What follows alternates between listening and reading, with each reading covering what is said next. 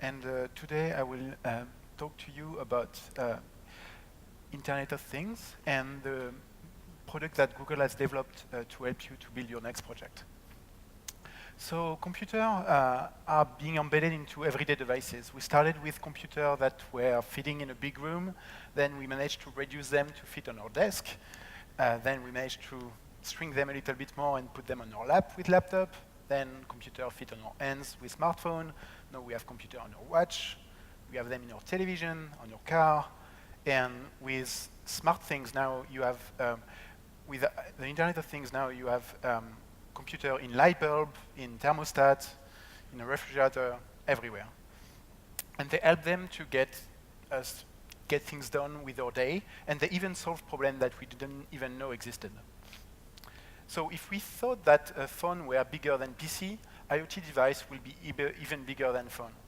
And to refer to that, we use at Google the term called ubiquitous computing, meaning that we are computing everywhere, they are accessible to the user, they don't have to search for them, they are ready to use, and they can assist us whenever we are and whenever we want. So today we're going to talk about the platform that Google has to help you develop projects for this. So in the past, we've trained users to install one app per device. So you will install an app on your phone, and you will tap it to launch it. You will install an app on your smart television, and you will use a remote control to start it. You will install app in your car. You will install app on your smartwatch. But with more and more and more devices, with different input capability and different display capability, we need to think a bit differently. What do you do if there is no screen? What do you do if you don't have a touch panel? So our device now needs to take into account the user location, what they are doing, how they are willing to interact with the device, and if they are ready to consume a lot of information or just a little bit, and how they are willing to consume it. So for that, we recommend that we think about your app a bit differently. Think of your app as a global thing, something that span every devices.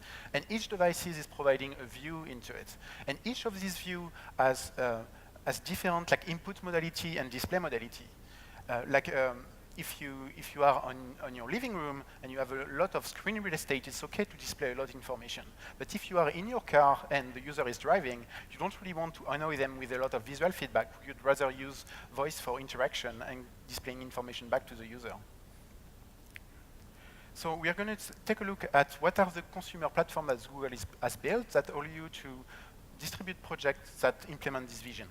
So the first one is Android. So with Android, we are able to target phone, tablet, Android Wear, Android TV, Android Auto, and they all use the same development experience. So you develop your app using Android Studio, and you push it to the device using ADB. And when you're ready to distribute your app to user, you leverage the Google Play infrastructure. You have framework API to do 3D, audio, video, geolocalization, sensor, and all those API are consistent across all of the devices.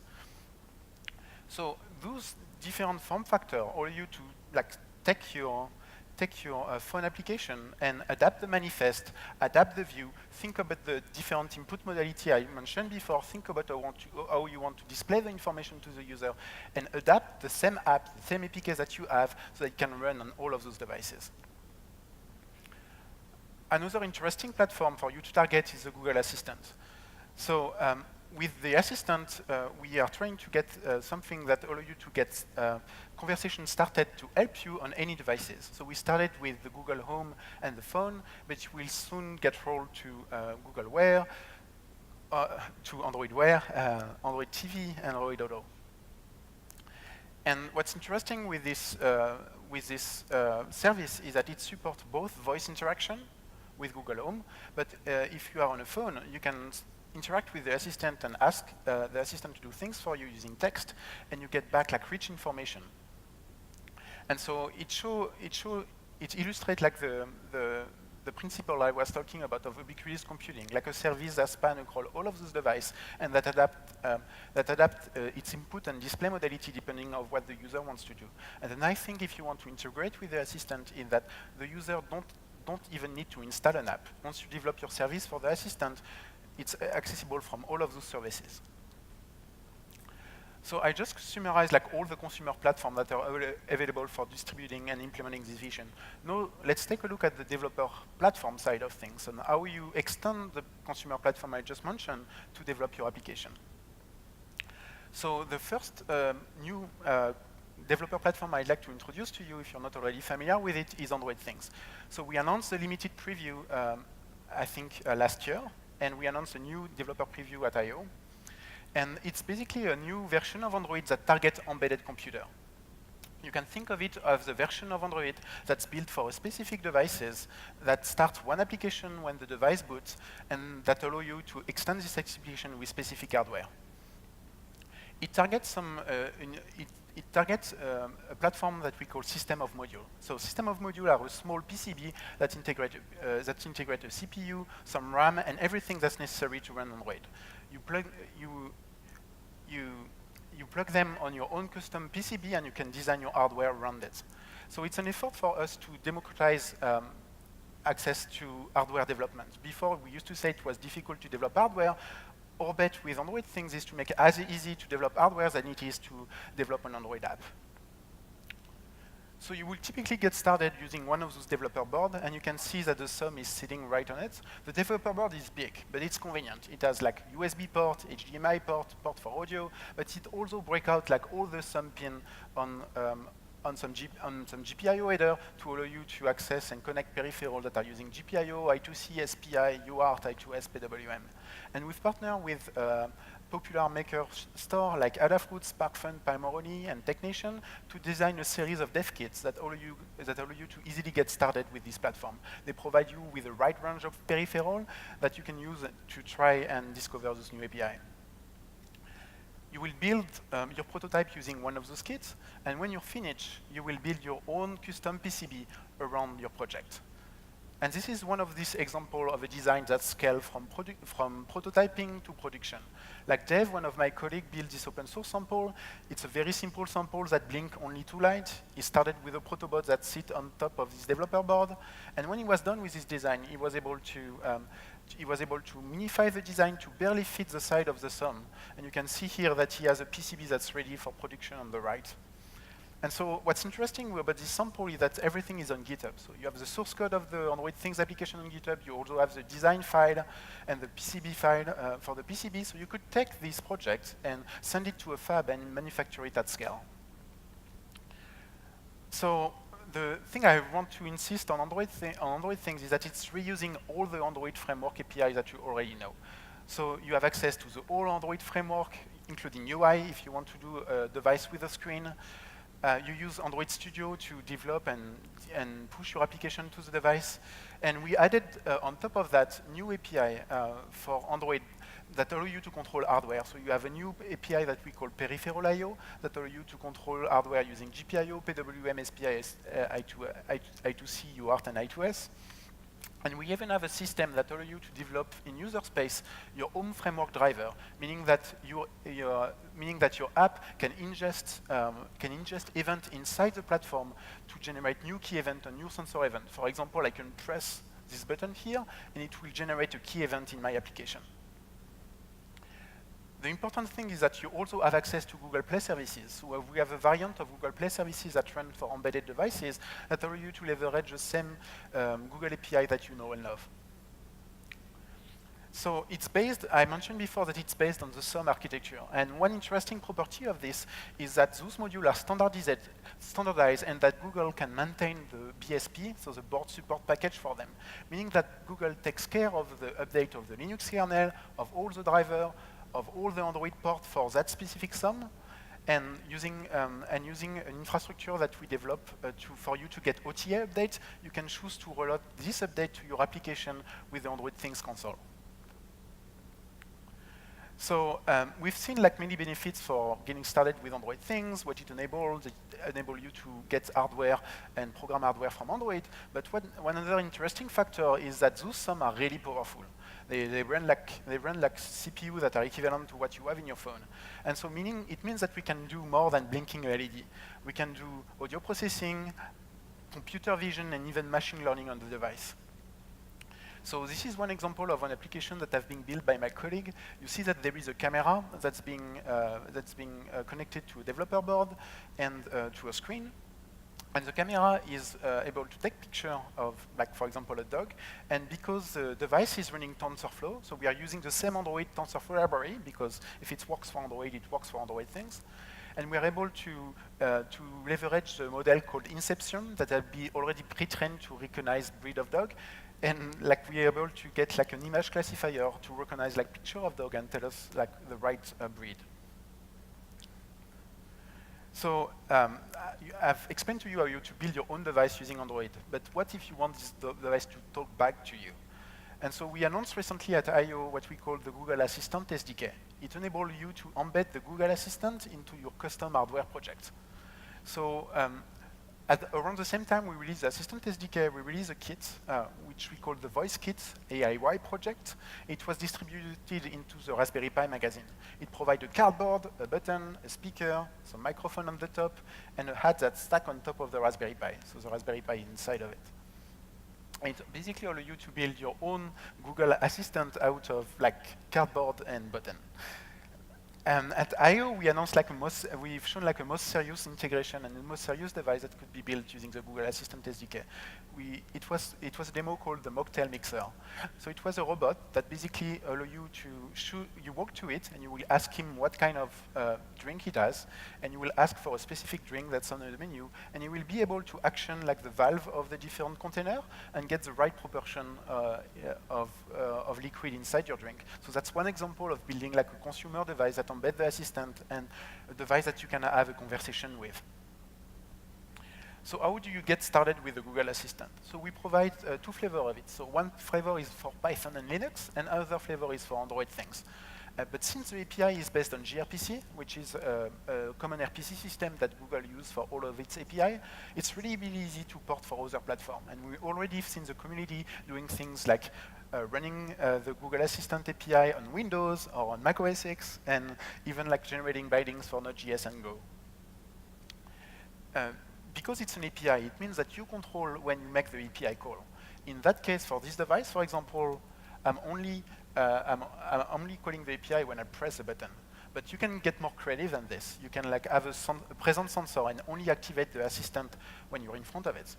If you want to have the same trigger mechanism that we have for consumer device, like for Google Home, we also provide a library that we call the Google Assistant library for Python.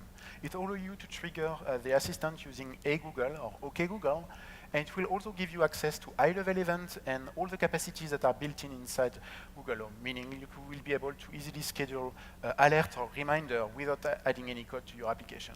So I won't be able to do a demo here because of the Wi-Fi, but if you join me as a speaker session later, I will be able to demonstrate that to you. So we've seen how to integrate the Google Assistant inside your device, but let's see how we can extend what the Assistant can do. So if you want to extend the conversation you are having with the Assistant, you can build what we call Assistant app. You build those apps on a platform that we call Action on Google. But one thing that's important to mention is that those apps are not Android APK. Your Assistant app runs in the cloud. You provide some configuration and a webhook to Google. You choose like you choose the hosting platform that you like. And what the Assistant, what the Action on Google infrastructure will do is that it will call your webhook with the user intent every time that the user starts the conversation with either Google Home, either Assistant on your phone, Assistant with Allo, or even your own device using the Google Assistant SDK, meaning that you have a cohesive way to answer all the Assistant query for your service using only one application. Tom will give a talk a bit later after that on how to build your application using Action on Google and API.ai.